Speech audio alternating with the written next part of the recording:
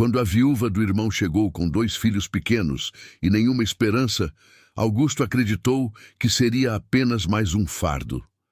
Mas entre dívidas escondidas, a maldade de um agiota e as fofocas de uma cidade inteira, nasceu uma história de amor que ninguém esperava. Você teria coragem de desafiar tudo para viver um amor proibido? Se você gosta das nossas histórias, já curte o vídeo e se inscreva no canal Amor e Cactos.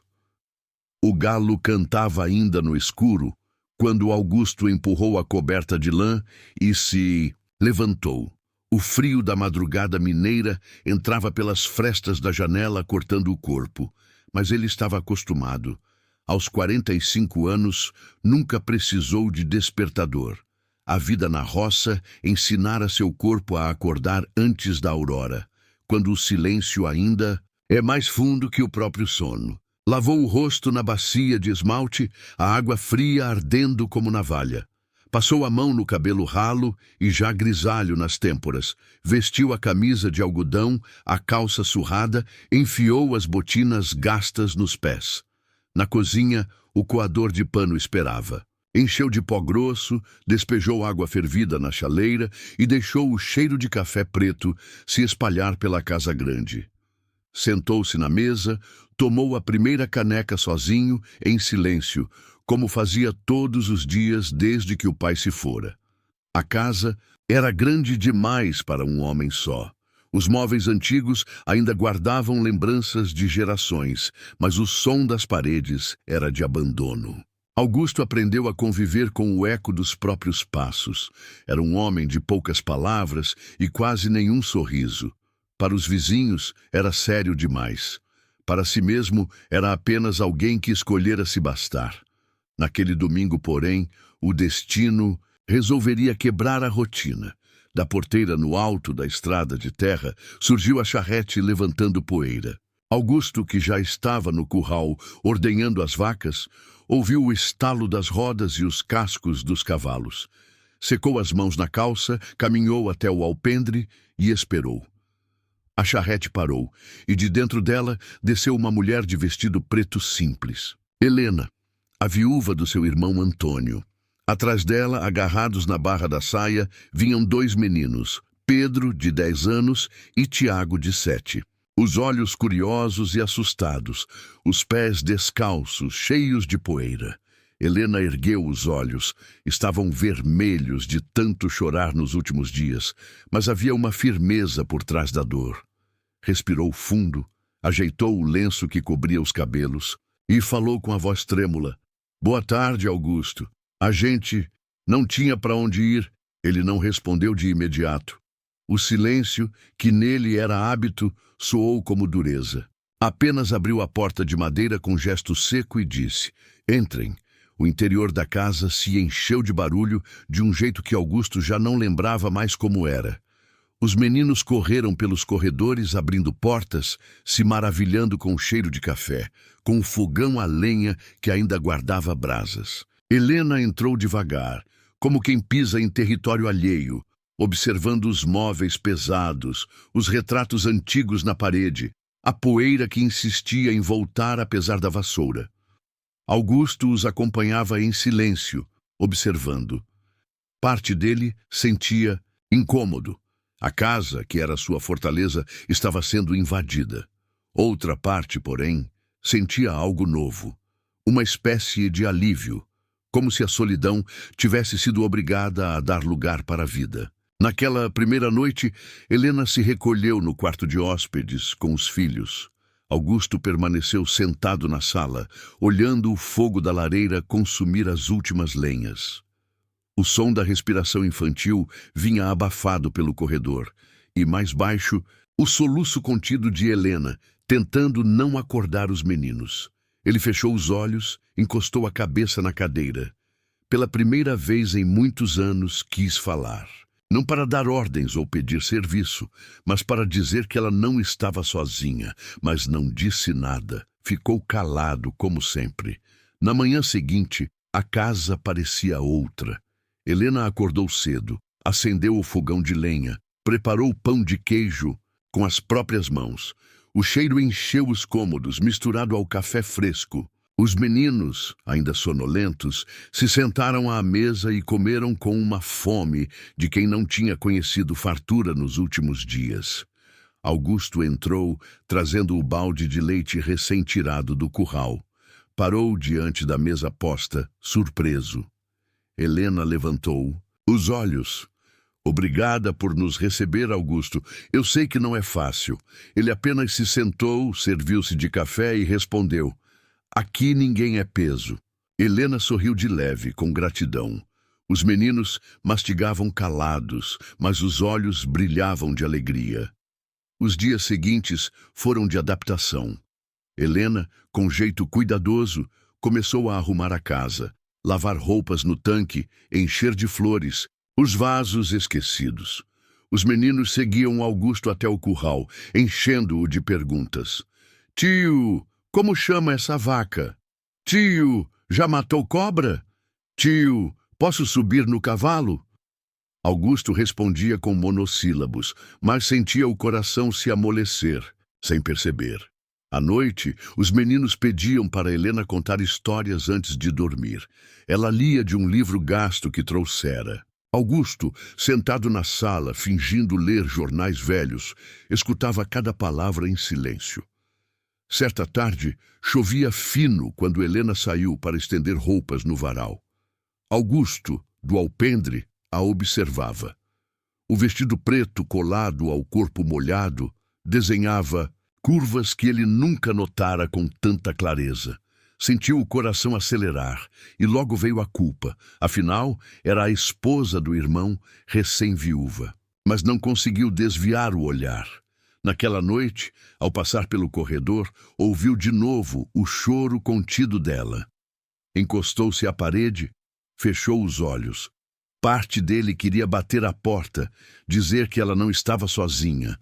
A outra parte lembrava. Era a mulher do irmão. Ficou imóvel, o peito ardendo. No domingo foram à missa na pequena capela da cidade. A chegada deles não passou despercebida.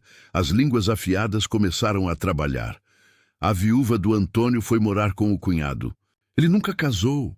Vai ver agora é a vez dele. Essas coisas não acabam bem.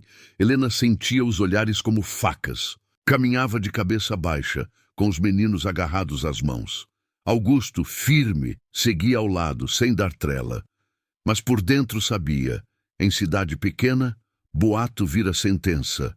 Depois da missa, uma vizinha se aproximou. Helena, minha filha, sinto muito pela sua perda. Mas você sabe que viver na casa de homem sozinho não é fácil, né? Helena corou, sem resposta. Augusto, no entanto, encarou a mulher com dureza. Cuida da sua vida, dona Alzira. E saiu, deixando atrás de si um silêncio constrangedor. No caminho, de volta a Helena, cabisbaixa, disse baixinho: não quero atrapalhar sua vida, Augusto. Se for incômodo, a gente dá um jeito de ir embora. Ele parou o cavalo, olhou para ela com firmeza. Ninguém vai mandar vocês embora. A frase curta, seca mas carregada de promessa, ficou ecoando dentro dela. As semanas passaram e a casa já não era a mesma. Pedro ajudava a buscar lenha. Tiago recolhia ovos. A cozinha estava sempre cheia de cheiros novos. Helena ria com os filhos, cantava baixinho enquanto lavava roupas no tanque. Augusto fingia indiferença, mas reparava em tudo. Uma noite, Helena e os meninos estavam na varanda, rindo de uma história inventada. Augusto, de dentro, ouviu a risada dela. Um riso tímido, mas verdadeiro, depois de tanto tempo de luto. Sentiu o peito apertar de um jeito estranho. Saiu para a varanda, parou na soleira. Helena ergueu os olhos para ele. Por um segundo, o mundo pareceu caber naquele olhar. Ninguém disse nada, mas o silêncio que se fez falava mais que palavras. Certa tarde, Helena tropeçou carregando uma trouxa de lenha pesada demais. Augusto correu e a segurou pelo braço. O corpo dela colou no dele. O calor, o cheiro de suor e de terra subiram como labareda. Os olhos se encontraram. Por um instante, Quase se beijaram, mas Augusto recuou, respirando fundo. Vai descansar. Helena obedeceu, mas o coração ficou em chamas. Na madrugada seguinte, Augusto saiu para o terreiro e ficou olhando o céu estrelado de Minas. Helena, da janela, o observava sem ser vista. O homem solitário de ombros largos parecia carregar o mundo nas costas. E pela primeira vez, desde que enterrara o marido, Helena sentiu algo que não era dor, era esperança. Na manhã seguinte, os galos cantaram em respostas desencontradas, como se o terreiro todo combinasse um coro. O céu, limpo de nuvens, tinha um azul que parecia recém-lavado.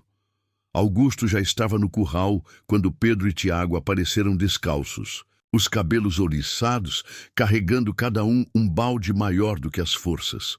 Uai, e essa pressa toda? Ele perguntou, fingindo sisudez. Hoje nós ajuda pra valer, tio, disse Pedro, estufando o peito. A mãe falou que homem bom aprende serviço cedo, completou Tiago com um ar de solenidade que não cabia nos seus 7 anos. Augusto mordeu um sorriso para dentro, apontou para os bancos baixos. Então senta ali e olha primeiro. Curral não é brincadeira. Animal sente medo de gente atrapalhada. Eles obedeceram, olhos acesos, esticando o pescoço para ver as mãos. Dele trabalhando no ubre da vaca, os jatos brancos batendo no balde de alumínio com som de chuva miúda. Helena chegou logo depois, com o lenço prendendo os cabelos e um cesto de pano no braço. Trazia pães de queijo recém-assados, ainda fumegando. Fiz um tanto a mais, disse, estendendo o cesto. O cheiro me acordou de madrugada. Cheiro do quê, mãe? Perguntou Tiago, já com a mão esticada. De saudade, uai, respondeu Helena, sorrindo de leve, e pôs um pão na mão do menino. Augusto pegou um, mordeu sem cerimônia. A massa derretia na boca, queijo puxando como lembrança boa. O silêncio dele, dessa vez, foi de gratidão. Ao meio-dia, a cozinha virou festa simples. Arroz soltinho, feijão com torresmo, couve refogada, ovo estrelado. Helena fazia o humilde virar banquete. Os meninos comiam de se lambuzar, e Augusto se permitia repetir sem pressa. Entre uma garfada e outra, Pedro perguntou: Tio, quando você era pequeno, você brincava de quê aqui? Augusto enxugou a boca com o dorso da mão, pensou um instante. Brincava. De nada, não, respondeu curto. Helena olhou de esguelha, como quem pede. Fala. Ele suspirou, derrotado pela insistência mansa daquele olhar. Eu e seu pai subíamos nos morros para soltar peão de madeira. Ele, danado que só, vivia me pregando peça. Uma vez escondeu meu peão de estimação no oco de um tronco, fiquei 2 dias procurando. E ele rindo, safado. Pedro riu alto, Tiago imitou. Helena abaixou os olhos, como se as palavras dele trouxessem, junto do riso, a sombra do morto. Antônio tinha talento para fazer graça, disse ela quase num sussurro. Augusto inclinou de leve a cabeça, nem concordando, nem negando. No peito, uma memória mais áspera raspou como lixa. Não era só graça que Antônio tinha. Tinha sede, de aplauso, de mulher, de risco. Empurrou a lembrança para longe e levantou o corpo. Depois do almoço, levo vocês no pasto menor. Vão aprender a passar a mão no pelo do bezerro sem assustar o bicho. E os meninos gritaram juntos, batendo palmas. Helena também sorriu, dessa vez sem pedir licença ao luto.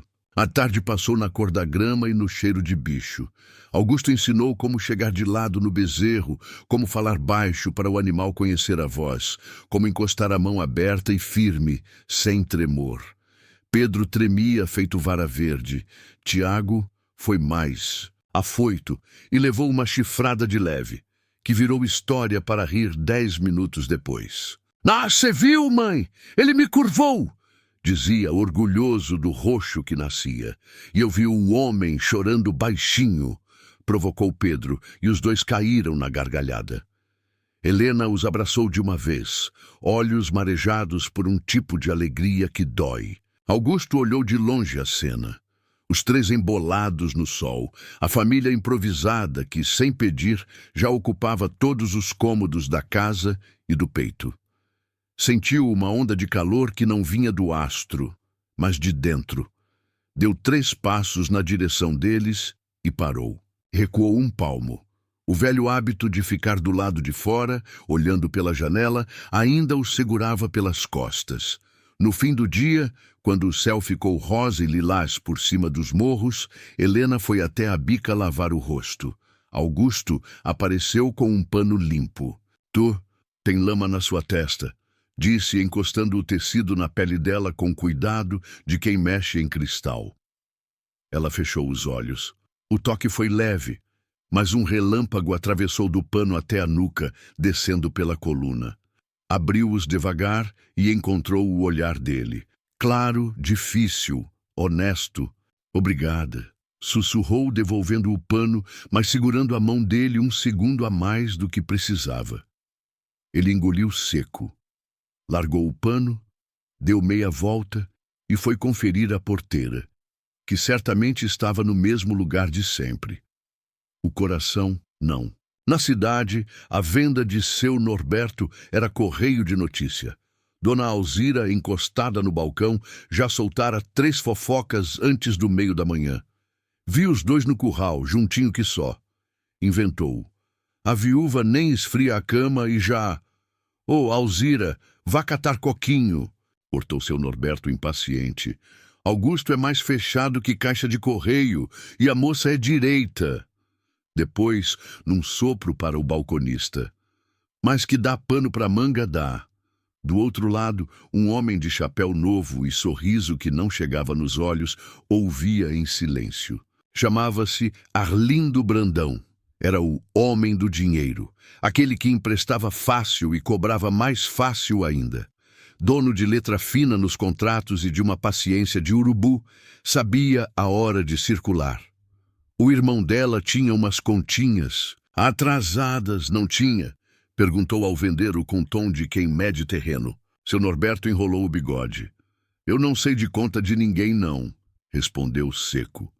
"Pois eu sei", disse Brandão, sorrindo como faca limpa.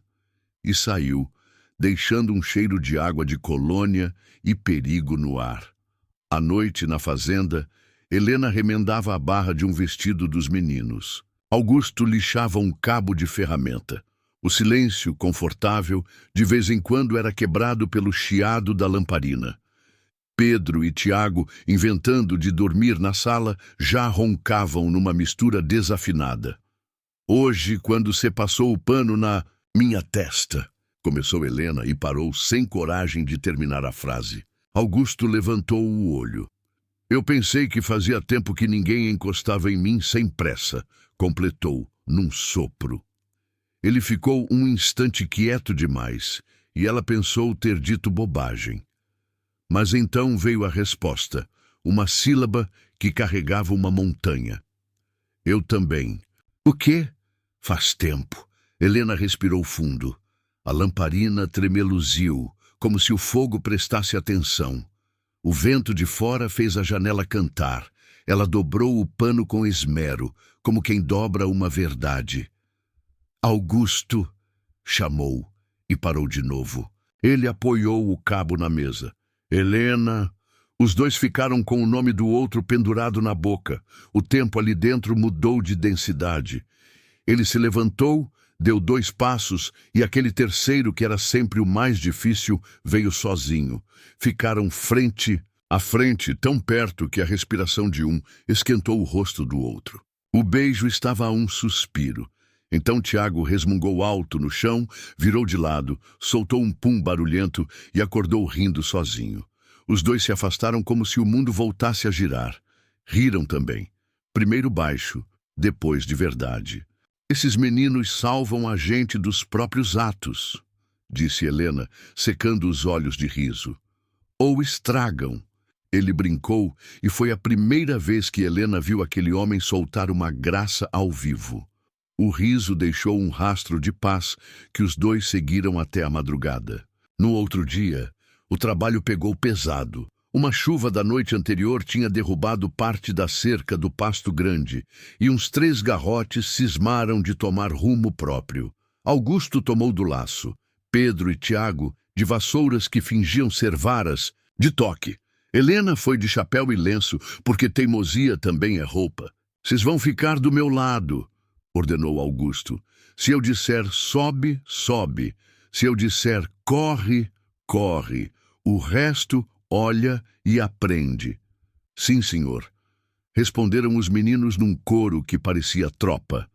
No morro de Capim Alto, o sol saiu com gosto, cozinha de céu. O laço cantou 3 vezes no ar, antes de fechar bonito no pescoço do primeiro garrote. Augusto torceu o corpo, travou o peso, voltou com o bicho numa dança que só quem tem braço e jeito entende. No segundo, deu trabalho. Enfiou-se num capinzal mais alto que gente e sumiu. Tiago quis ir atrás. Augusto o segurou pelo cangote do colarinho. "Aqui não entra menino." "Mas eu já sou homem", protestou. "Homem é quem sabe a hora de ficar." Helena, a 2 passos, viu o brilho orgulhoso no olho do menino e o jeito de Augusto de ensinar sem humilhar. Aquilo bateu fundo de um jeito que assustou e aqueceu. Quando o garrote reapareceu e Augusto o firmou, ela prendeu a respiração como se prendesse o mundo. No fim, os 3 estavam de volta no pasto, e Helena levou água fresca num caneco esmaltado até a boca do homem. Ele bebeu, encostando os dedos nas mãos dela que seguravam o caneco. O toque, mais uma vez, foi camisa de força no desejo dos 2. "Obrigado", disse, e a palavra soou grande. "De nada", ela respondeu, com a mesma grandeza. À tarde, um vulto parou na porteira. Era Arlindo Brandão, montado num cavalo claro, roupa sem poeira e sorriso sem dente de verdade. Helena sentiu um gelo bom de desconfiança na nuca. Augusto caminhou até a cerca com passo de quem não pretende ser simpático demais. "Boa tarde, Augusto." "Boa tarde, dona Helena." Arlindo tirou o chapéu com elegância ensaiada. "Vim só prosear um tiquim. A porteira proseia melhor fechada." Augusto retrucou sem rodeio. Arlindo riu, curto. "Recebi notícia de umas pendências do nosso saudoso Antônio", disse, olhando para Helena com cara de quem passa perfume antes de dar o golpe. "Coisa simples, prestação atrasada. Só para lembrar que o combinado é caro, mas é o certo." Helena empalideceu. Augusto deu meio passo para frente, o corpo crescendo 1 palmo. "Aqui ninguém vai tratar de dívida no meio da estrada. Se tem papel, manda por carta. Se tem conversa, marca dia e hora com testemunha. Agora dá licença que a tarde não espera." Arlindo arrumou o punho da camisa, matraqueou. "Agricultura é bonita, mas contrato é bonito demais. E papel, quando fala, derruba cerca e casa." Fez menção de levar o cavalo. Depois virou o rosto com um meio sorriso. "Ah, e meus sentimentos, dona Helena. A vida é dura para a viúva, mas eu ajudo quem sabe pedir."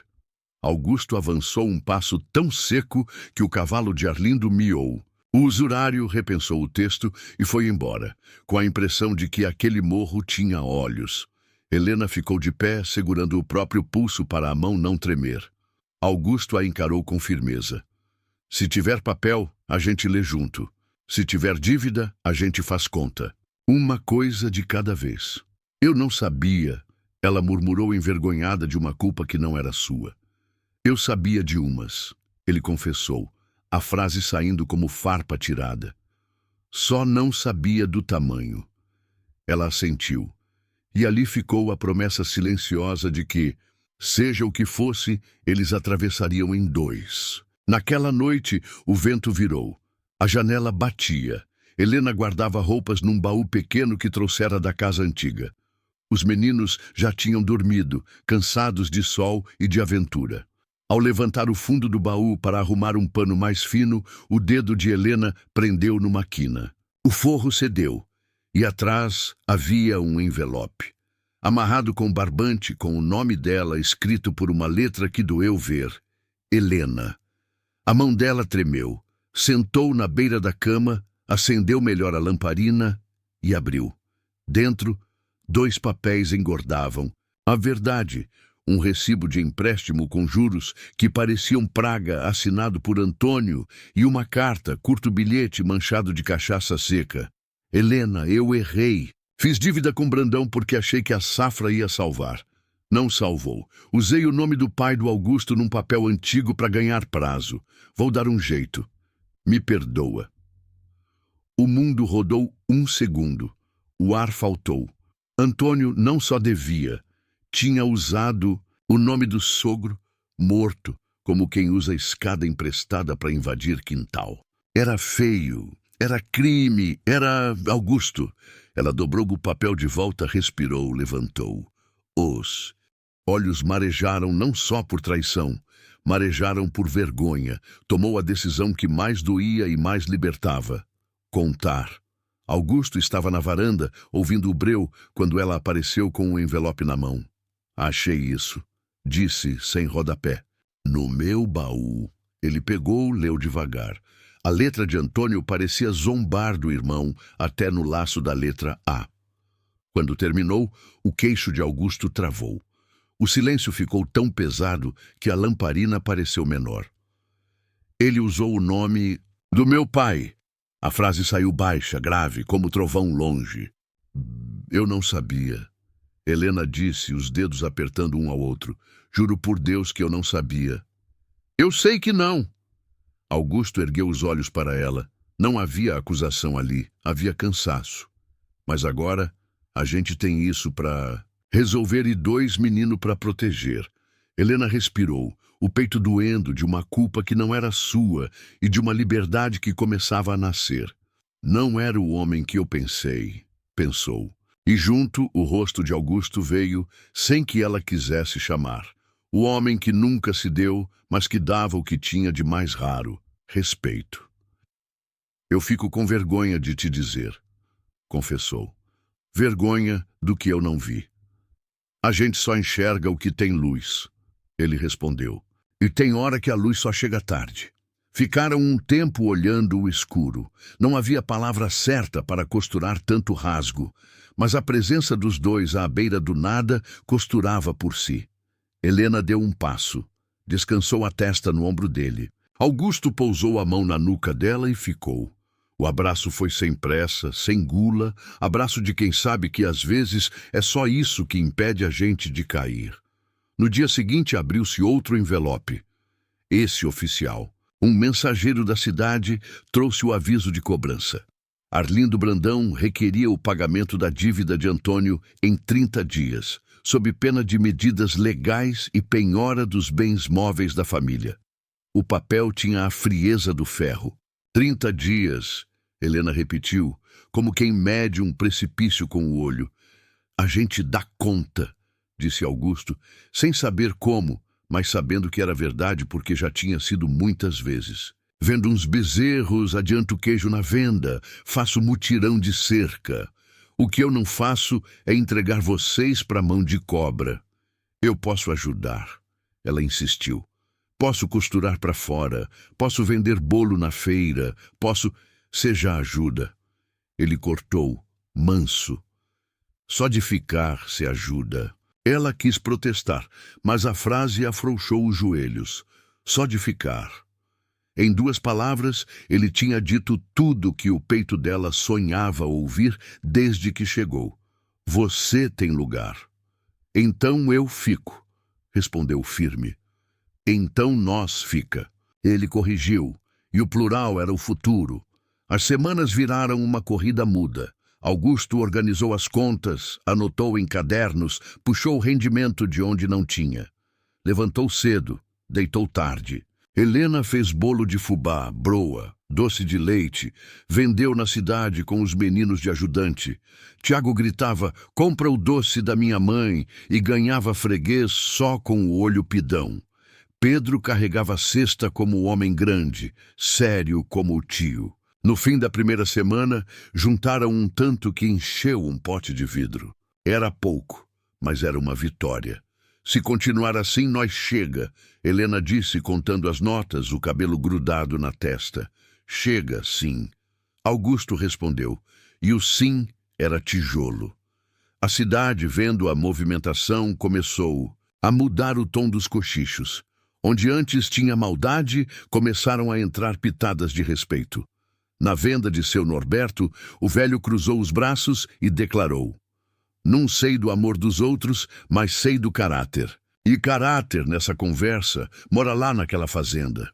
Dona Alzira torceu o nariz, mas calou a boca, o que já era quase milagre de Nossa Senhora. Num sábado, voltando da feira, Helena e Augusto encontraram os meninos montados no banco da varanda, curvados sobre um caderno.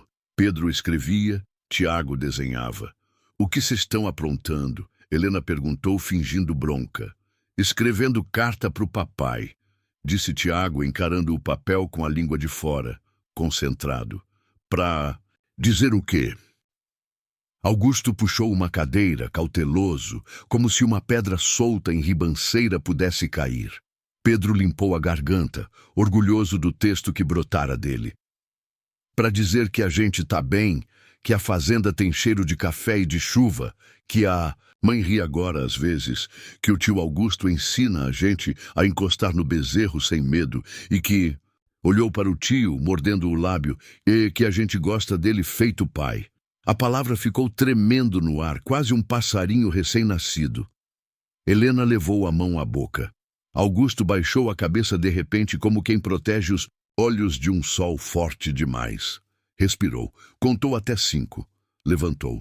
Bora tomar café, disse, e a frase era a única tábua seca no meio da enchente. Helena o viu atravessar a cozinha como um homem que tentava fugir de uma lágrima. Foi atrás.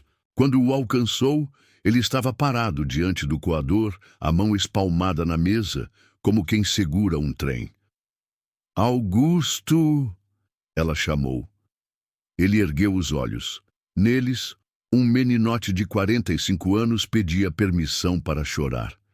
E foi o que fez. Simples, sem drama, 2 lágrimas que caíram limpas e fizeram um barulhinho no tampo de madeira. Helena, sem palavra que prestasse, só encostou a cabeça no peito dele. O coração batia no compasso do relógio da parede. Às vezes, é assim que uma casa vira lar, quando 2 lágrimas fazem barulho de chuva mansa. Eu não sei ser pai, ele disse rouco, e a sinceridade era uma flor bruta. Ninguém sabe, não, ela respondeu. A gente vai aprendendo no corpo. Ele assentiu, e o assentimento era casamento não dito. No domingo, resolveram ir à missa de novo. Chegaram de roupa simples, Helena com um vestido azul que a deixava feita manhã de céu, os meninos penteados com escova de roupa. Augusto, de camisa branca, parecia um retrato antigo que alguém tirou do baú e limpou com amor. As cabeças viraram, os cochichos vieram, mas, dessa vez, havia mais gente sorrindo com os olhos do que torcendo o nariz. Na porta, o padre Benício, homem miúdo de alma grande, os recebeu com um abraço que não media escândalo. Deus gosta de quem fica junto, disse, como quem dá bênção sem precisar de latim. Dona Alzira apareceu ao lado, bateu a língua nos dentes e soltou. Padre, o povo anda dizendo que... O povo anda dizendo muita bobagem, Dona Alzira, cortou o padre, manso que nem água que atravessa a pedra. Hoje eu vou falar sobre caridade. Escute com o coração que a senhora tem um. Helena mordeu o riso, Augusto baixou os olhos, em respeito à delicadeza da bronca. Durante a homilia, o padre falou de pão que se reparte e de vidas que se enxertam. Helena sentiu a mão de Augusto procurar a dela por um segundo. Toque discreto de quem ainda tem medo do mundo. E apertou de volta. Os meninos cochicharam no banco. O menor cochilou no ombro do maior.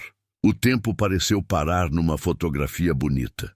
Na saída, Arlindo Brandão esperava, de terno claro e sorriso de missa. Tirou o chapéu para o padre, inclinou a cabeça para Helena. Cumprimentou Augusto com aperto de mão que queria medir força. Passo lá terça, 5 da tarde, disse num tom que misturava cavalheirismo e ameaça. Terça, 5. Augusto confirmou, sem tirar o olho. A segunda foi de arrumar tudo. Cerca, contas, coragem. Helena assou o bolo a mais, Pedro e Tiago separaram os melhores ovos para vender. À tarde, ela foi ao quarto e, numa coragem de aço, pegou de novo a carta de Antônio. Olhou para a letra que um dia a amou e não sentiu mais culpa por deixar ir. Chorou. Chorou tudo que não chorara desde que chegou. Pelo marido que não existiu direito, pelo amor que se estragou de dívida, pela moça que ela tinha sido e que agora morria de vez. Quando o choro acalmou, o peito ficou claro como depois de tempestade. O espaço vazio era o mesmo onde cabia um futuro. Quando saiu, com os olhos vermelhos, deu de cara com Augusto na porta. Ele não perguntou nada. Abriu os braços. Ela foi. Ficaram assim um tempo que não se mede no relógio.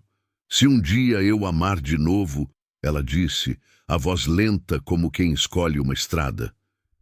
Que seja aqui. Ele completou, mais rápido do que deveria. Ela sorriu, tímida, e, naquele sorriso, havia mais promessas do que em qualquer contrato de Brandão. Terça, 4h55. O sol caía ameno, a sombra do alpendre protegia a mesa onde Augusto tinha posto todos os papéis. Recibos de venda, contas pagas, a carta de cobrança, o envelope com o dinheiro juntado até ali. Helena botou café novo. Pedro e Tiago foram para a casa da vizinha em missão de buscar queijo. A missão verdadeira era não ver sangue de conversa dura. Maria das Dores, a vizinha, prometera rezar 1/3 do lado de cada cerca. Arlindo chegou pontual, como quem sabe o valor de 1 minuto quando ele significa juros. Sentou sem ser convidado. Olhou os papéis como quem olha vaca para saber o peso. Vamos falar de coisa prática, começou. Com o que tem aí, ainda falta um tanto bom. Aqui tem o que juntamos e o que vendeu de bezerro. Augusto empurrou os recibos. O resto eu cubro com trabalho. Serviço eu tenho, braço também. O mundo moderno não aceita braço por juros, Augusto. Arlindo sorriu de canto. Aceita dinheiro. Helena abriu a boca para falar, mas o olhar de Augusto pediu que deixasse com ele. O vento mudou, trouxe cheiro de café e de decisão. O que eu tenho, você recebe. O que faltar, você espera 30 dias. Augusto disse firme. Se não esperar, vai para a justiça. E pode ir. Papel também serve para provar que você pratica usura. O sorriso de Arlindo deu uma rachadinha quase invisível. Cuidado com essas palavras grandes, ele sugeriu macio. Elas pesam no bolso, e as suas pesam na alma. Helena entrou, mansa e pontuda. Meu marido assinou coisa que não devia. Isso eu sei. Mas a viúva aqui não vai assinar. Mas ninguém para o senhor levar na conversa. Arlindo mirou os dois, um a um, como quem avalia preço de chão. Levantou devagar. 30 dias, repetiu, fazendo do número uma ameaça e uma cortesia. Depois, eu volto. Virou as costas, montou e foi embora mais sério do que veio. Helena pousou a xícara na mesa. O pires tilintou.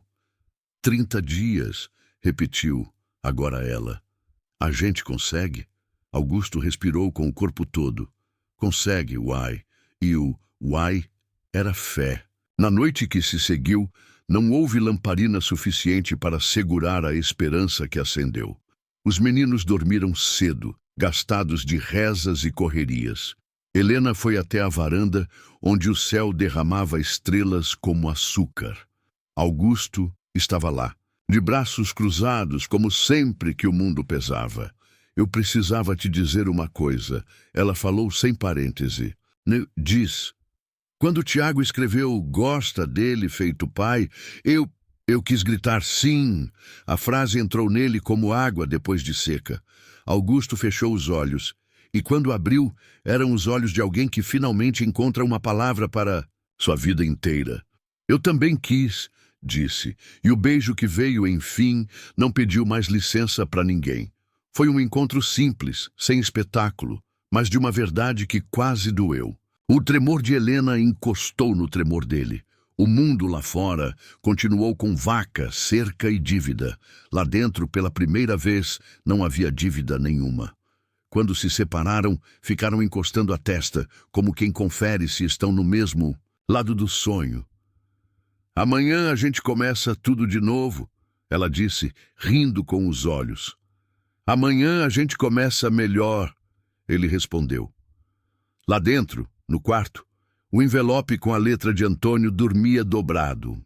Sobre ele, a carta que Pedro escrevera para o papai terminava com uma frase que ninguém tinha visto. Se o Senhor tiver como olhar daí de cima, olha nós aqui sendo feliz. O céu de Minas, esse sim, tudo vê, piscou. E o vento, sempre testemunha, levou a promessa para longe por cima da colina como quem espalha semente. Os dias seguintes correram entre esperança e trabalho dobrado.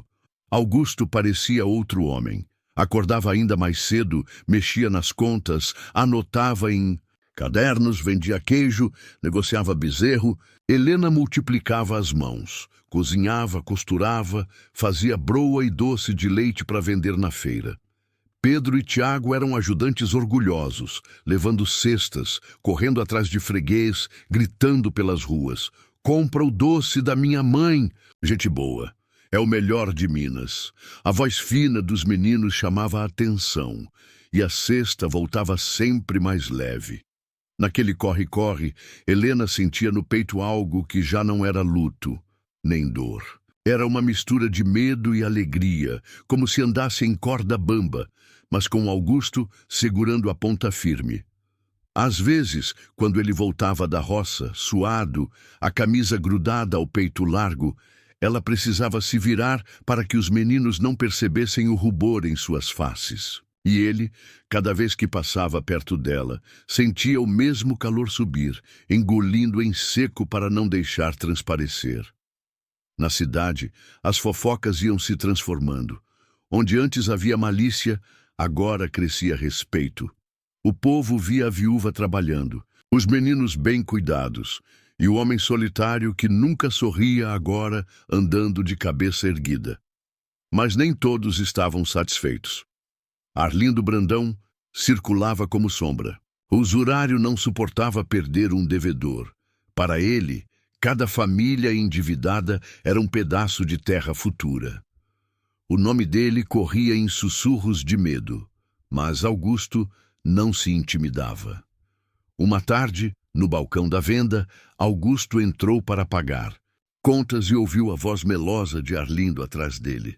O senhor tem braço, Augusto, isso ninguém nega. Mas braço não paga papel. Augusto virou devagar. O que paga é caráter. Isso quem não tem, pega no bolso dos outros. O silêncio foi pesado. Seu Norberto pigarreou, tentando quebrar o clima. Arlindo ajeitou o chapéu, sorriu falso e se afastou. Mas seus olhos não escondiam o veneno. Na fazenda, os dias eram de esforço e de alegria nova. Pedro montava com firmeza no cavalo, já imitando o jeito do tio. Tiago aprendeu a laçar galinha, para desespero da mãe, que corria atrás gritando: Tiago, larga essa pobre bicha, menino! E o pequeno ria, com a galinha cacarejando debaixo do braço. Augusto assistia fingindo bronca, mas o coração se enchia de orgulho. Numa noite clara, Helena saiu até a varanda com uma caneca de chá. Encontrou Augusto sentado, olhando o céu. Sentou-se ao lado. Ficaram em silêncio por longos minutos. Sabe o que eu penso às vezes? Ela disse, a voz baixa. Que minha vida foi feita de escolhas que não fiz. Casei porque esperavam que eu casasse, morei onde me mandaram, chorei quando me disseram que era a hora. Só agora, aqui, sinto que tenho escolha. Augusto virou o rosto fitando-a. E o que você escolheria? O coração dela disparou. Segurou a caneca com força, temendo derramar. Respondeu num fio de voz. Eu escolheria ficar. O silêncio que Se seguiu, não foi vazio. Foi cheio, denso, pesado de sentimentos que não precisavam ser ditos. Ele estendeu a mão devagar e tocou a dela. Não era gesto de desejo apressado, mas de promessa silenciosa. Helena deixou. Ficaram assim, mãos unidas, até a lamparina da cozinha se apagar sozinha. A dívida, porém, era sombra que não sumia. 30 dias passavam rápido. Helena carregava o peso da carta escondida do marido morto. O bilhete manchado de cachaça era como uma pedra embaixo da língua. Numa noite, não aguentou mais. Augusto, eu preciso te contar uma coisa. Ele ergueu os olhos, preocupado. Ela levou até ele a carta, abriu, mostrou as palavras que conhecia de cor. Augusto leu devagar, cada sílaba como facada. Quando terminou, apertou os lábios até ficarem brancos. Ele usou o nome do nosso pai, murmurou a voz rouca de raiva contida. Nem morto ele respeitou. Helena segurava as mãos, nervosa. Eu não sabia, Augusto. Juro que não sabia. Ele a olhou firme. Eu sei que não. Você sempre foi direita. O erro não foi seu. Ela fechou os olhos, as lágrimas correndo. Ele estendeu a mão, limpou o rosto dela com a ponta dos dedos. Um gesto simples, mas que incendiou o peito dos dois. Eu prometo que isso não vai arrastar vocês, disse Augusto, baixo, quase um voto. O peso agora é meu também. Na cidade, os cochichos agora eram divididos. Alguns diziam, olha lá, o solitário e a viúva viraram família. Outros retrucavam, uai, não é bonito, os meninos estão crescendo fortes. Mas havia quem torcesse o nariz e entre eles Arlindo Brandão, que via a união como obstáculo. Ele precisava que Helena fosse fraca, que Augusto fosse sozinho. Juntos eram ameaça. O tempo correu. Vieram as festas juninas, a cidade se enfeitou com bandeirolas coloridas, fogueira alta e cheiro de milho assado. Helena levou os meninos, Augusto foi junto, mesmo contrariado. No meio da música de sanfona, Tiago puxou o tio pela mão. Dança com a gente, tio. Augusto negou com a cabeça. Eu não danço, Pedro retrucou. Então fica segurando vela? A gargalhada geral arrancou dele um meio sorriso. Helena, de vestido simples florido, parecia outra mulher sob a luz da fogueira. Os olhos dela encontraram os dele, pedindo. Augusto cedeu. Entrou na roda, desajeitado. O piso no seu pé, avisou. Melhor do que nunca tentar, respondeu Helena, e dançaram. O povo olhava. Alguns cochichavam, outros sorriam. Os meninos batiam palmas, orgulhosos, e no coração de Helena e Augusto, aquele instante, parecia arrancado de um sonho. Mas o prazo se aproximava. No 30º dia, Arlindo chegou à fazenda. Veio a cavalo, de roupa clara, sorriso de cobra. Augusto o esperava na varanda. Helena ao lado, firme. Ainda trouxe o dinheiro que juntei, disse Augusto, empurrando o envelope. O resto a gente negocia com trabalho. Arlindo abriu, contou, sorriu falso. É pouco, mas vou ser generoso. Mais 30 dias. Só que, se não vier, eu tomo o Gaza. Helena engoliu em seco. Augusto cerrou os punhos. Essa casa não é moeda sua, disse, a voz grave. E se tentar vai encontrar resistência. Arlindo riu frio. A lei tá comigo. E a verdade tá comigo, retrucou Augusto. Pode escolher qual vale mais. O silêncio foi mortal. Arlindo montou e foi embora, mas não sem antes mirar Helena com olhos que deixaram gosto amargo. Naquela noite, Helena não conseguiu dormir. Augusto também não. Encontraram-se na cozinha, madrugada alta, apenas a lamparina acesa. Ela tremia. Ele, calado, aproximou-se.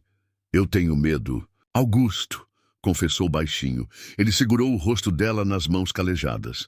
Eu também. Mas o medo não vai mandar na gente. Os olhos dela se encheram de lágrimas. Ele a beijou. Primeiro leve, depois urgente, profundo, como quem finalmente deixa as portas se abrirem. Helena correspondeu, os dedos se enroscando no pescoço dele.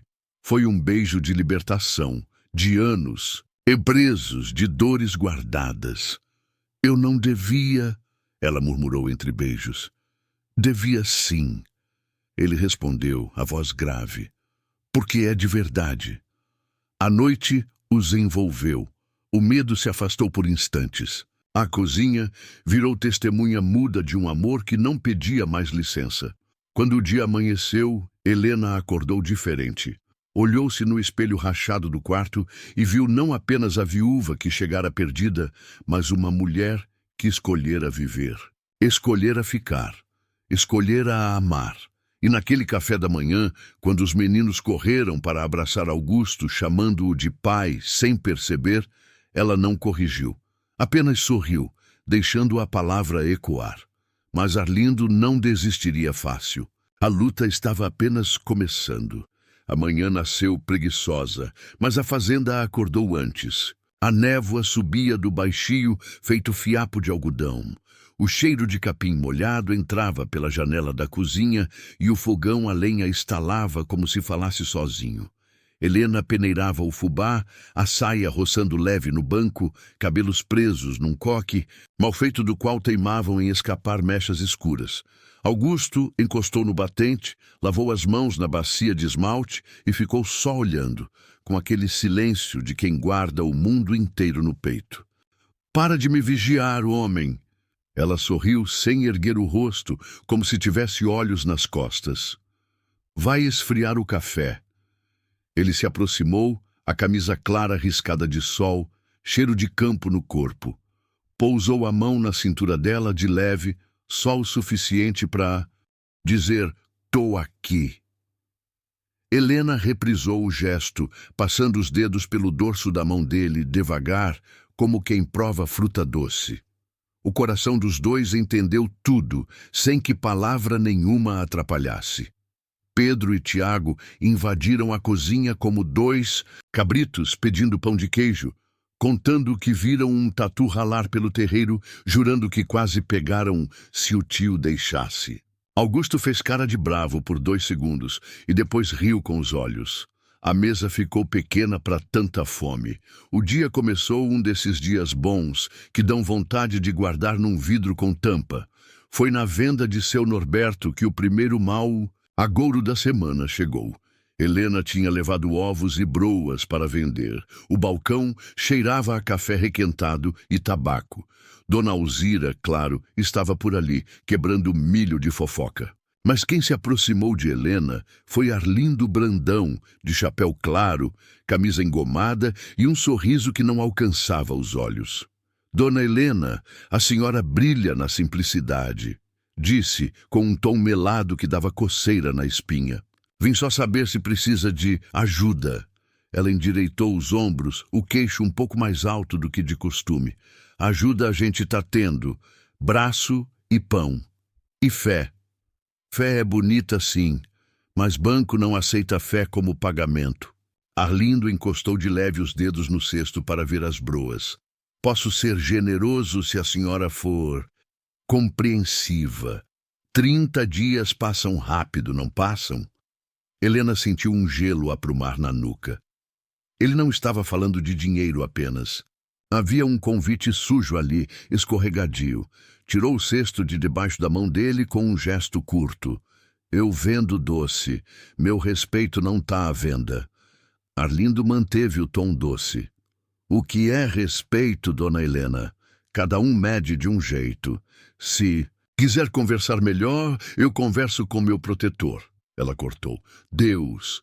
E lá em casa com Augusto. O nome de Augusto, no meio da frase, desarrumou o sorriso do usurário. O brilho nos olhos dele escureceu por um instante. Pois então leve meu recado para o seu protetor. Disse, devolvendo a palavra como farpa. O prazo está correndo, e a lei corre do lado de cá. Saiu deixando um perfume forte e um nojo grudado no ar. Helena respirou fundo. Mirou a prateleira de sal grosso e pensou em jogar 3 punhados nas 4 pontas do mundo. Na volta, o caminho de terra parecia mais estreito.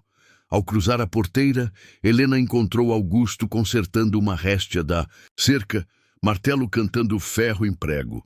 Contou tudo. Cada palavra deixava a boca mais seca, mas ela contou inteira, sem esconder o medo, sem aliviar a ousadia de Arlindo.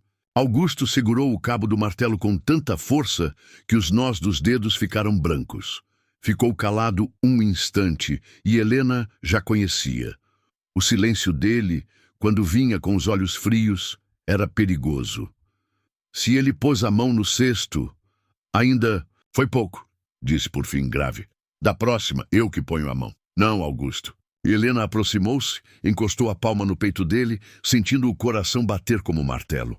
A gente não derrama sangue por quem não vale. A gente vence com cabeça. Ele inspirou, o peito crescendo sob a mão dela, e cedeu um passo dentro de si. Pousou a mão grande por cima da dela e ficou. Então a cabeça vai ser minha e tua, disse. E o resto, Deus dá conta. A resposta de Deus às vezes chega com sapato de gente. No mesmo fim de tarde, apareceu Maria das Dores, vizinha de riso bom, trazendo um tabuleiro embrulhado num pano de prato. Trouxe um bolo de fubá com erva doce para adoçar o dente e a vida, anunciou entrando já, porque quem é vizinha que presta não pede licença demais. E juntei umas mulher para ajudar nas broa da feira. Nós faz um mutirão. Você ensina a receita, eu trago o forno do meu cunhado. 4 mãos batem melhor que 2. Helena sorriu do tamanho de Minas. Os meninos fizeram algazarra por causa do bolo. Augusto agradeceu com um aceno. E Maria, esperta, percebeu o jeito que os olhos dos dois se procuravam por baixo das palavras. Padre Benício vai passar mais. O tarde, viu? Ela cochichou para Helena. Disse que quer rezar 1/3 aqui, e se sobrar fé, deixa uns trocados da quermesse. Deus escreve certo. Vocês sabem. A gente sabe, Helena respondeu, e era verdade. O terço foi rezado na sala grande. Lamparinas nas cadeiras, meninos com sono, tentando acompanhar as ave-marias. Padre Benício tinha mão de veludo e alma de rocha. Rezou sem pressa, abençoou as portas, passou a mão na cabeça de Pedro e Tiago. Apertou a mão de Augusto com um olhar que dizia: homem, cuidado com tua força que o mundo precisa dela inteira.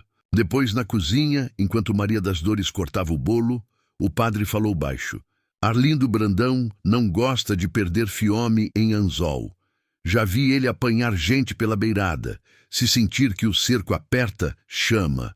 A lei existe, e eu conheço uns advogados em São João. A lei dele é de faca, padre. Augusto disse, seco. Mas se precisar, a gente bota papel na frente do punho. E reza por trás. Completou o padre, abrindo um sorriso que desenrugava o mundo. Quando o padre se foi, a casa ficou com cheiro de reza e bolo recém-cortado. Helena e Augusto armazenaram o pão para o dia seguinte, recolheram pratos, mandaram os meninos escovar os dentes. Quando a porta do quarto deles fechou, a casa mergulhou num silêncio diferente. Não o de sempre, mas aquele cheio de coisa, que quer nascer. A noite estava morna, cigarras cantando no mato, um vento doce entrando pela janela e brincando com a chama da lamparina. Helena ficou parada no meio do quarto, um instante, ouvindo o próprio coração.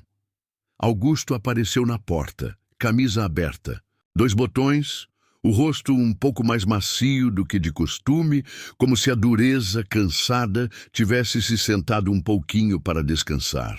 Não consegui dormir, ele disse simples. Nem eu. Ela respondeu encostando-se na cômoda. Os dois ficaram a 1 metro um do outro, como 2 margens que o rio da vida vinha cavando há anos. E agora, de repente, tivesse baixado a ponte. Helena deu 2 passos. O chão de madeira rangeu. Augusto fechou a porta com cuidado, como quem fecha uma promessa para o barulho do mundo não entrar. Ela encostou a palma na bochecha dele. A pele áspera de barba raspou docemente sua mão. Ele segurou os dedos dela, beijou o centro da palma. Beijo antigo de quem reconhece altar. A respiração dos dois começou a conversar sozinha. O primeiro beijo veio lento, de procurar caminho. Os lábios se conheceram sem pressa, como quem aprende o gosto de fruta nova. Helena sentiu o calor subir, uma onda que arrepiava a nuca, braços, espalhando luz por dentro. Augusto a envolveu pela cintura e a puxou contra si. Os corpos encaixaram como coisa que já nasceu com o lugar certo no mundo. A lamparina jogava sombras nas paredes e o quarto parecia maior que a fazenda inteira. O vestido de Helena deslizou um pouco no ombro. Augusto ajeitou com a ponta dos dedos, gesto de respeito e ao mesmo tempo de fome que aprende a andar devagar. Os olhos de um buscavam os do outro. As mãos, aos poucos, iam desenhando mapas que nunca tinham sido abertos. Ela tocou o peito dele, sentiu os músculos firmes, o coração batendo forte. Desceu com a mão pelo abdômen, parou na fivela do cinto, respirou. Ele prendeu a mão dela com a sua, por um segundo, como quem pergunta sem falar. Helena respondeu, inclinando o queixo, aproximando a boca do pescoço dele, mordendo de leve como quem diz sim. Os botões foram vencidos um por um, como se o tempo tivesse reaprendido a contar devagar. O tecido quente da camisa escapou, e o corpo dele se ofereceu à luz amarela da lamparina. Helena pousou as mãos abertas, sentindo a pele quente, o cheiro, de sabão de barra, de campo, de homem. Augusto, devagar, desfez o laço do vestido. O tecido correu pelos ombros e caiu, reunindo no chão os centímetros de distância que ainda restavam entre eles. Não houve pressa. Houve encontro. Houve um compasso que começou no beijo e foi descendo, guloso e terno, guiado por respiração, por suspiro, pelo nome sussurrado num timbre novo. Augusto, e respondido com outro, Helena. As mãos dele traçavam a curva, das costas, o contorno dos quadris, a linha da coxa. As dela exploravam o ombro, a nuca, as costas largas como quem reconhece casa mesmo sem ter morado nela. Quando se deitaram, foi como se o mundo assentasse. O colchão rangeu uma canção antiga, o vento entrou mais fundo, a chama oscilou e assentou também. O ritmo veio primeiro contido, depois mais cheio, como o rio que encontra o leito perfeito. Helena fechou os olhos, e o escuro que antes era luto virou uma constelação nova. Cada vez que o corpo dele mergulhava, ela sentia doer e curar, abrir e sarar, como se uma porta trancada por anos tivesse sido convidada a respirar. "Eu tô aqui", ele disse, com a voz que era madeira e mel. "Fica." Ela pediu, e a palavra era voto. Ficaram, o tempo todo que coube nos dois. Quando a onda finalmente os tomou, foi silêncio e luz juntos. Ela prendeu o grito no ombro dele, ele mordeu o próprio lábio e os dois riram baixo depois do absurdo bonito de ser feliz. Ficaram deitados lado a lado, pele ainda quente, a respiração devolvendo o compasso à noite. Augusto passou o dedo a anelar pela clavícula de Helena, um gesto miúdo que deu vontade de chorar de gratidão. Ela encostou a testa na dele. "Eu tive medo de não poder amar de novo." E ela confessou num sopro, de não saber. "Amor a gente não sabe, a gente sente." Ele respondeu, "E aprende junto. Então me ensina sempre. Me ensina também." Dormiram abraçados, sem pressa de acordar. O dia acordou mais cedo que eles, mas não teve coragem de estragar a calmaria. Quando Helena abriu os olhos, a luz filtrava pela cortina, desenhando listras no peito de Augusto. O homem parecia mais jovem dormindo, menos dureza na testa, a boca quase sorrida. Helena passou a ponta dos dedos pelo cabelo grisalho nas têmporas, um carinho curto para não acordá-lo. Agradeceu a Deus sem barulho. Levantou, arrumou o vestido, prendeu o cabelo. Na cozinha, começou o ritual no café. O cheiro atraiu o homem, que apareceu na porta, já com a camisa abotoada, mas com uma paz nova no rosto. Ele parou atrás dela, passou os braços em volta da cintura, encostou o queixo no ombro. "Bom dia, minha mulher", disse. E a palavra minha não tinha dono, tinha cuidado. "Bom dia, meu homem", ela respondeu com um sorriso que não coube no rosto. "A gente conta para as crianças." "Quando?" ele perguntou baixinho. "Não precisa contar nada." Helena respondeu, mexendo a colher no café. "Eles já sabem, só vão gostar de ouvir da sua boca, devagar." "E do povo?" "Pro povo, a gente responde com trabalho e respeito. E se perguntar demais, com silêncio." "Silêncio eu tenho de sobra." Ele sorriu de canto. Trabalho e respeito vieram num mutirão que Maria das Dores improvisou sem muito bilhete. Antes do meio-dia, chegaram 2 vizinhos com enxada. Um moço da venda com saco de sal mineral. E até seu Norberto mandou, pela primeira vez em décadas, uma prateleira de fiado pro bem da comunidade. Padre Benício apareceu de manga arregaçada, ajudou a esticar arame e, no fim, comeu frango com quiabo como se não houvesse amanhã. Helena coordenava as mulheres na cozinha. Pedro e Tiago viraram mensageiros de recado, orgulhosos de trabalhar, de homem. Augusto, no comando manso, parecia ter nascido para somar gente, e só agora alguém o avisara disso. Riram, cantaram, trabalharam, rezaram um obrigado antes de se despedirem. Quando a tarde caiu, a fazenda tinha uma cerca, nova brilhando ao sol, e um pote de dinheiro mais gordo sobre o armário. Helena contou as notas. Augusto anotou no caderno.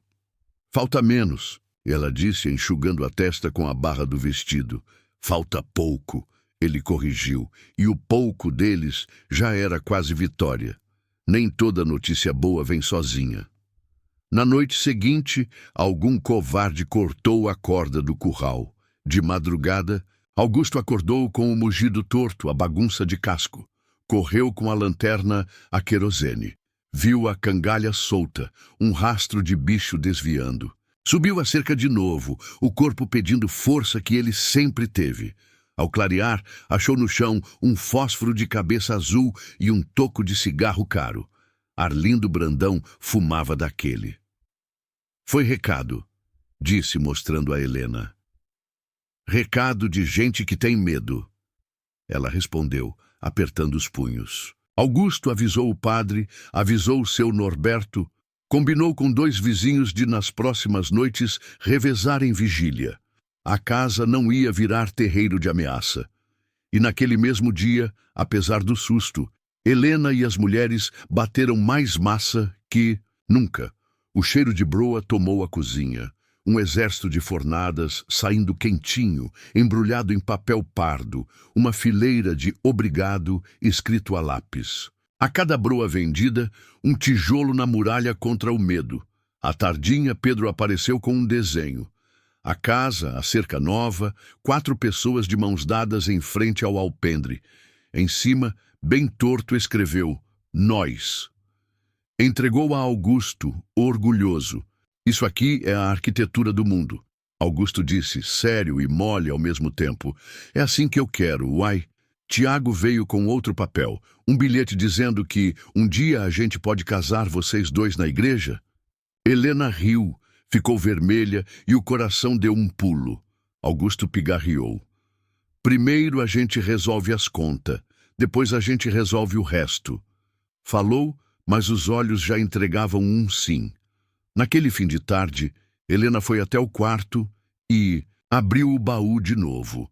Pegou a carta de Antônio, leu mais uma vez, colocou de volta. Em cima, pôs o desenho de Pedro, com a palavra "nós". Deu 2 toques no tampo, como quem sela pacto com madeira. Quando levantou o rosto, encontrou Augusto, na porta, sem fazer barulho, do jeito que ele tinha de aparecer nos instantes certos. "Eu tô pensando que a gente pode procurar papel também", ele disse. Tem contabilidade lá em São João que pode achar furo na conta de Brandão. Usura demais deixa rastro. Eu conheço uma moça que trabalha no cartório. Helena respondeu.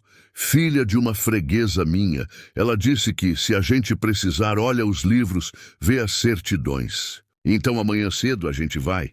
Amanhã cedo, ela repetiu, e o futuro entrou na frase como quem já mora nela. A noite trouxe de novo aquela fome boa de pele com pele, mas os dois se preparavam para madrugar. Ficaram só no beijo, longo, na rede balançando devagar, no corpo encostado, no boa noite, minha mulher, que Augusto disse no escuro, e no dorme, meu homem, que amanhã a gente luta de novo, que Helena respondeu com a voz cheia de doçura e aço. Dormiram leves, apesar da vigília combinada lá fora com os vizinhos. O vento passou pelo coqueiro da entrada e fez um som de bênção. O céu, sempre tão grande, parecia debruçado sobre a casa para guardar. O dia seguinte prometeu ser longo. Café no coador, pão aquecido na chapa, meninos lavados e penteados. Maria das Dores ficou de olho nas crianças, enquanto Helena e Augusto pegaram a estrada. O caminho até São João desenrolava morro atrás de morro, verde atrás de verde, cheiros de flor de laranjeira, de barro quente, de vida. Helena foi contando o dinheiro que levaram para xerox, autenticação, essas coisas de mundo que custam caro. Augusto foi silencioso, mas com as mãos firmes nas rédeas, como quem diz para si mesmo, eu dou conta. No cartório, a moça conhecida, de Helena, Joana, cabelos presos num coque, óculos redondos e sorriso de quem gosta de ajudar, os atendeu com respeito que não se compra. Dona Helena, seu Augusto, vamos ver o que dá para fazer. Contrato com juros altos demais às vezes tropeça no próprio sapato. E se o nome do falecido usou documento de gente morta, a coisa muda de figura. Os dois passaram a manhã e parte da tarde ali, vasculhando livros, anotando números, pedindo cópias. Joana achou um detalhe. A assinatura de Antônio em um aditivo tinha data posterior ao óbito do pai de Augusto, mas constava ali garantia em nome do falecido. Uma impossibilidade bonita, feito fio solto em tecido. Isso aqui é bom, disse Joana piscando vitoriosa. Fio puxa pano, a gente puxa junto. Augusto respondeu e o junto ficou de pé na mesa. Voltaram para casa cansados e com um envelope cheio de papel que pesava a esperança. O sol já descia atrás da serra e deixava aquele rastro laranja que parece conversa de Deus com quem sabe olhar. Na porteira, Pedro e Tiago vieram correndo, cada um grudando num lado de Augusto, como se o homem fosse tronco forte em enchente. Helena entregou uma broa para Joana, tinha separado para agradecer depois, e o mundo voltou ao seu lugar de paiol organizado. Na varanda, Augusto abriu os papéis para Maria das Dores ver. A vizinha não sabia ler lei, mas sabia ler esperança, no olho dos outros. Isso tem cara de vitória, decretou limpando as mãos no avental. E vitória, minha filha, a gente começa a comemorar na reza. Padre Benício, gritou para o lado de lá do muro, sem cerimônia. Venha aqui, botar santo nessa papelada. O padre, que parece ter dom de aparecer quando chamado, veio rindo, rezou, benzeu e ainda levou uma broa para firmar o sacramento. A noite caiu como um cobertor de lã. Na cama, Helena e Augusto não precisaram dizer muito. A batalha do dia por si só já era abraço. Ainda houve beijo, ainda houve corpo encostado e aquele calor que acende sem fogo, mas o sono veio manso e os dois deixaram.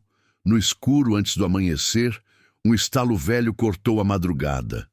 Não foi tiro nem madeira.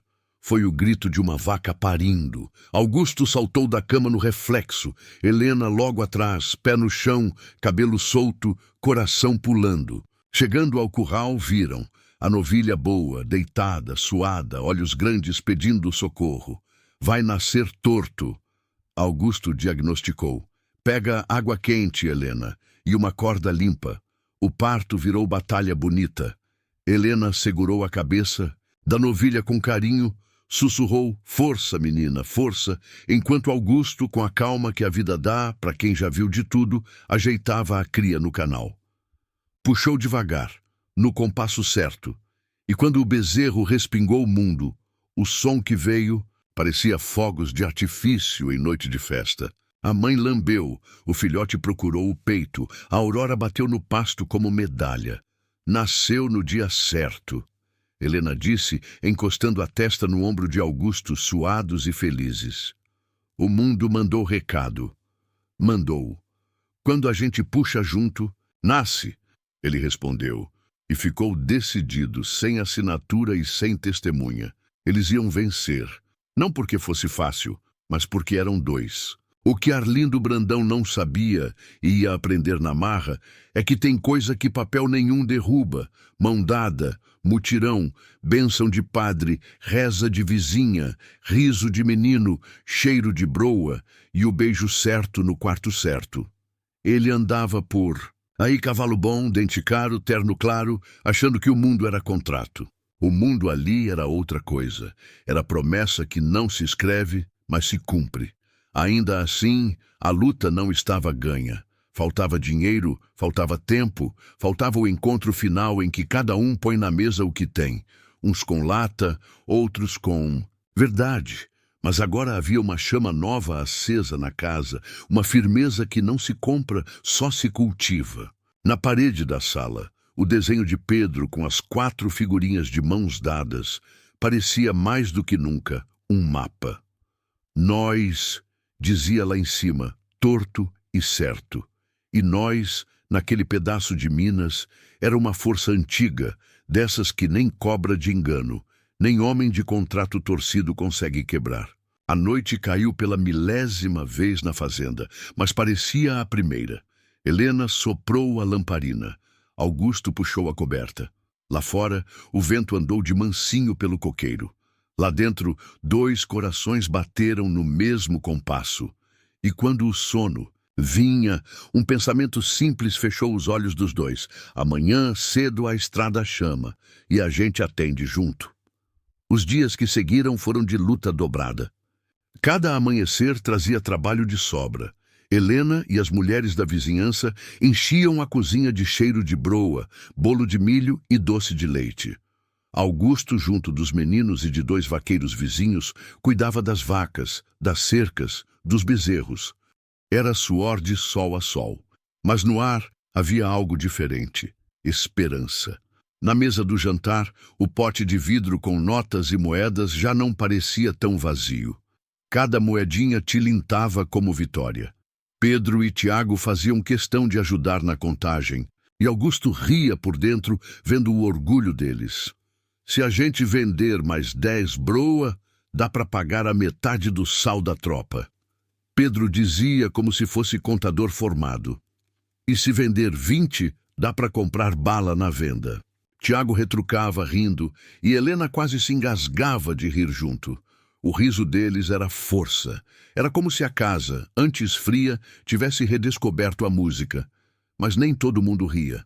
Arlindo Brandão continuava rondando. O homem parecia abutre, em céu limpo, dando círculos até encontrar brecha. Espalhava boatos na cidade, que a dívida era impagável, que Augusto estava apenas adiando o inevitável, que a viúva se vendia por uns trocados de broa. As línguas ruins repetiam, mas as mãos boas do povo começaram a cansar de veneno. No balcão da venda, seu Norberto já respondia: "Esse Brandão é danado de conversa, mas quem tem vergonha no corpo sabe que ali naquela fazenda só se vê trabalho honesto." Padre Benício também se fez ouvir. Deus gosta de gente que planta dignidade. E tem uns por aí plantando medo. Só que o medo não dá colheita, não. A cidade, aos poucos, começou a escolher de que lado ficaria. No 30º dia marcado, Arlindo apareceu. Montado num cavalo branco lustroso, terno, claro que parecia não conhecer poeira, sorriso de cobra no rosto. Trazia 2 capangas atrás, homens de braço largo, olhar duro. Chegou ao alpendre da fazenda como quem chega para recolher gado marcado. Augusto já estava lá, camisa limpa, chapéu firme, as mãos sobre a mesa onde repousava o envelope com dinheiro e os papéis do cartório. Helena, de pé ao lado, tinha nos olhos um brilho que misturava coragem e temor. Pedro e Tiago estavam na varanda da vizinha, guardados por Maria das Dores. Ela não admitia criança no meio de briga de adulto. "Boa tarde, Augusto. Boa tarde, dona Helena", disse Arlindo, descendo do cavalo com pose de senhor. "Vim recolher o que é meu." "Então recolha", disse Augusto, empurrando o envelope. "A parte que falta, a gente resolve na lei." Arlindo abriu o envelope e contou com calma. Sorriu, aquele sorriso que não nascia no coração. "É bonito, mas não basta. A lei diz que o contrato vale e eu posso tomar a casa." "O contrato tem vício", Helena disse firme, encarando-o. "E a lei que o senhor tanto fala também pune quem pratica usura." Arlindo arregalou os olhos, surpreso por ouvir a palavra da boca dela. "A senhora anda estudando? A senhora anda rezando", retrucou ela. "E Deus tem mandado gente que lê papel." Augusto puxou da pasta os documentos que Joana ajudara a copiar. "Aqui. Adendo assinado em data posterior ao óbito do meu pai. Aqui, juros acima do permitido. Aqui, recibos falsos. Se eu levar isso à comarca, não é só dívida que vai cair. É o senhor que vai cair." Arlindo ficou vermelho, depois pálido. Os capangas se entreolharam, desconfortáveis. Um deles até coçou a nuca, como quem não queria parte em crime de papel. "Cuidado com o que ameaça, Augusto." Arlindo disse, a voz mais baixa, o sorriso quebrado. "Não é ameaça. É verdade." Augusto respondeu. "E verdade pesa mais que papel." Helena deu um passo à frente. O vestido simples balançou no vento, mas o olhar dela era aço. "O senhor não vai levar minha casa, nem meus filhos, nem minha dignidade." "Aqui não." O silêncio que se fez foi pesado. Os capangas recuaram um passo. Arlindo, percebendo que perdera terreno, recolheu o envelope com as notas, enfiou no paletó e montou no cavalo. Antes de virar as rédeas, ainda tentou. "A história não acaba aqui." "Acaba sim", Augusto retrucou. "Porque eu decidi." O cavalo partiu, erguendo poeira.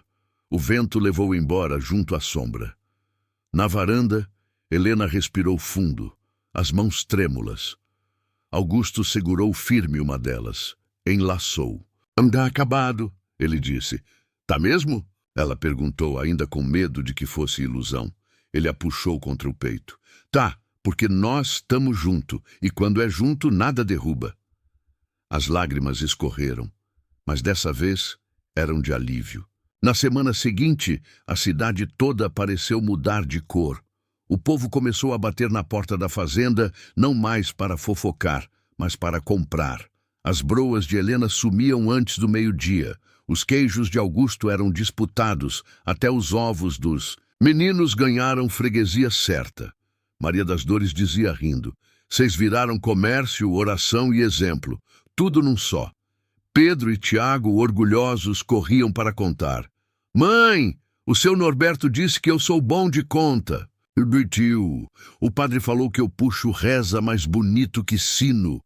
A vida parecia se refazer peça por peça, como móvel antigo que ganha verniz novo. E foi na festa de Nossa Senhora da cidade que tudo se resolveu de vez. A praça estava enfeitada de bandeirinhas, a fogueira subia alto, a sanfona puxava a quadrilha, o povo todo reunido. Helena, de vestido azul florido, estava radiante. Os meninos penteados e sorridentes. Augusto, de camisa branca e chapéu, parecia outro homem. No meio da missa campal, Padre Benício pediu silêncio.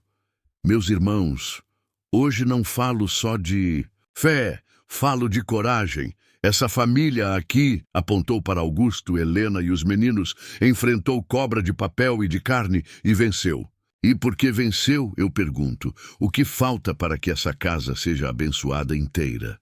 O povo murmurou, entendeu? Helena corou. Augusto pigarreou, tirou o chapéu. Padre, se a senhora Helena quiser, eu quero, disse, a voz grave, mas firme. Helena ergueu os olhos, cheios de água. Eu quero.